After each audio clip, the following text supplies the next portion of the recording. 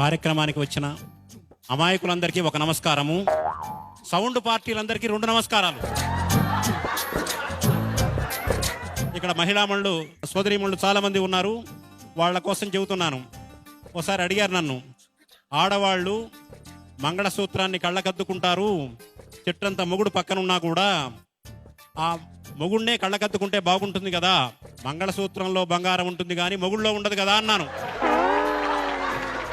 నాకు ఏ ఊరి వాళ్ళైనా ఇబ్బంది లేదు, కానీ ఒక బందర్ వాళ్ళంటే మాత్రం నాకు ఇష్టం లేదు. ఎందుకంటే బందర్ మా అత్తగారు ఊరు కాబట్టి. ఎంత ఆనందం అండి, మీరు కూడా నా టైపే అనుకుంటున్నాను. ఎవరు టైప్ వాళ్ళని వాళ్ళు ఈజీగా గుర్తించగలరు. భార్యనేమో ల్యాండ్ లైన్ ఫోన్ లాంటిది, గర్ల్ ఫ్రెండ్ ఏమో సెల్ ఫోన్ లాంటిది. నెంబర్ 1.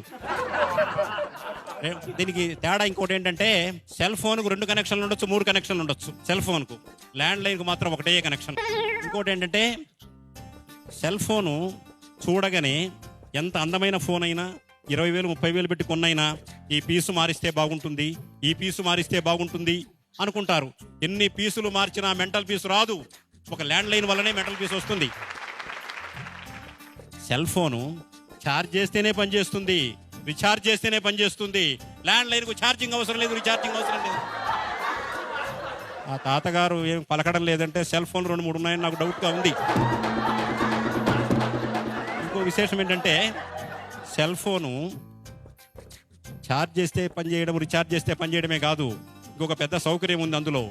దాన్ని వైబ్రేషన్లో పెట్టుకోవచ్చు, సైలెంట్ మోడ్లో పెట్టుకోవచ్చు, స్విచ్ ఆఫ్ చేయొచ్చు. కానీ ల్యాండ్ లైన్ స్విచ్ ఆఫ్ చేయడం ఎవరి తరమో కాదు. మోగిందంటే వీధి మొత్తం వినిపిస్తుంది. ఒకసారి జంచాల గారు నన్ను హాస్యావధానంలో ప్రశ్న వేశాడు. ఏమండి, పెళ్ళప్పుడు అప్పగింతల కార్యక్రమం ఉంటుంది కదా, అప్పగింతలప్పుడు అమ్మాయి ఏమో ఏడుస్తూ ఉంటుంది, అత్తగారింటికి పోతే ఎలా ఉంటుందో ఏమోనని. అబ్బాయి ఏమో నవ్వుతూ ఉంటాడు, కొత్త పెళ్లి కొడుకు కొత్త భార్య వస్తుంది అని.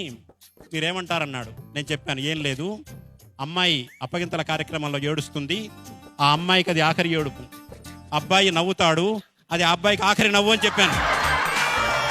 చిత్రం ఏంటంటే, పెళ్లి చూపుల్లోనే ఒక మాయ ఉంది. అదేంటంటే, పెళ్ళప్పుడు అమ్మాయి అయస్కాంతంలాగా కనపడుతుంది పెళ్లి చూపులప్పుడు. పెళ్ళైన క్షణం నుంచి సూర్యకాంతంలాగా కనపడుతుంది. పెళ్లి చూపులప్పుడు అమ్మాయి మల్లె తీగలా కనపడుతుంది, పెళ్ళైన క్షణం నుంచి కరెంటు తీగలా కనపడుతుంది.